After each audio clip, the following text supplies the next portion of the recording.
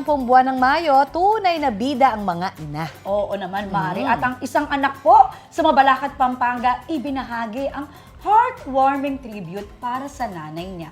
Binalikan kung saan una silang sumakses mag-ina. Visionaire ni Hughes Cooper JP Dizon ang throwback picture nila ng kanyang mom, Ningning, sa Mabigay Elementary School noong 2006 graduation. After 19 years itong April 2025, nagbalik siya sa paaralan bilang graduation guest speaker kasama ang kanyang ina.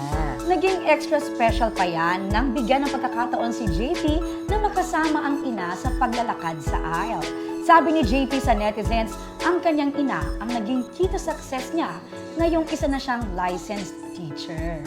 Matapos pumanaw ang kanilang ama, si Ma'am Ningning na raw ang nagdoble kayod para maitaguyod ang kanilang pamilya. Ang post na yan, hinanghaan ng mahigit 700,000 netizens. Trending! Oh, sweet naman. Yan ang reward ng mga nanay, di ba?